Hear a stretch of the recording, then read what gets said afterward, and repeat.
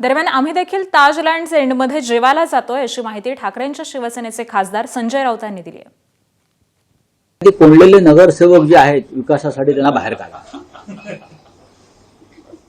तुमच्याच पक्षाचे, तुमच्या अमित शहांच्या पक्षाचे त्या 25 एक नगरसेवक जे कोंडून ठेवलेले आहेत ताज लँड्स नावाच्या हॉटेलमध्ये बंद करून आणि बाहेर चौकी पहारे बसवलेले आहेत खाजगी, त्यांना आधी बाहेर काढा अशी माझी त्यांना विनंती आहे.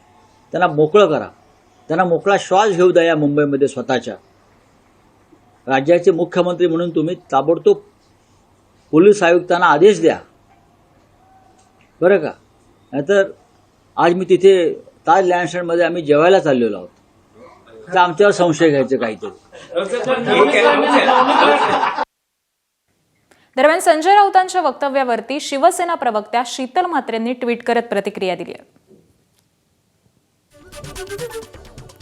शीतल म्हात्रे म्हणतात, एवढी वर्ष मातोश्रीची भाकरी खाऊन सिल्वर ओकची चाकरी केली.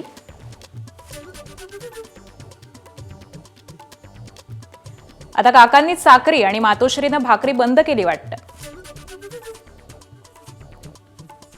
त्यामुळे बहुतेक ताजमध्ये जेवायला येतात. या, तुमचं स्वागत आहे. खाल्ल्या मिठाला जागायची सवय तेवढी लावून घ्या.